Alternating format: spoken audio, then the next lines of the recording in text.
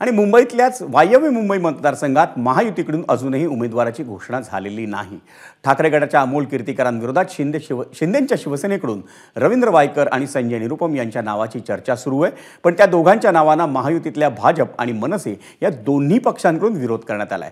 त्यात आता या मतदारसंघात महायुतीच्या उमेदवारीबाबत आणखी एक ट्विस्ट निर्माण झालाय, कारण शिंदेंच्या शिवसेनेचे माजी आरोग्यमंत्री दीपक सावंत हे या मतदारसंघातून निवडणूक लढवण्यासाठी उत्सुक आहेत। पक्षाने उमेदवारी दिल्यास वायव्य मुंबई मतदारसंघातून जिंकण्याचा दावाही त्यांनी केला। विशेष म्हणजे मुख्यमंत्री एकनाथ शिंदे यांनीही काही दिवसांपूर्वी आपल्याला उमेदवारीबाबत विचारणा केल्याचा दावा सावंत यांनी केलाय।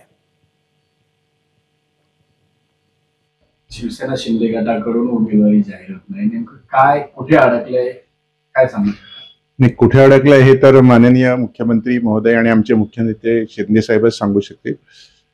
पण मी त्यांच्याकडे असा प्रस्ताव ठेवला की जर कोणी नसेल आणि जर मी योग्य कॅन्डिडेट म्हणून त्यांना वाटत असेल तर मी लढण्यासाठी तयार आहे, कारण दिवस फार कमी राहिलेले आहेत आणि मला जर संधी मिळाली तर संधीचं सोनं मी करेन।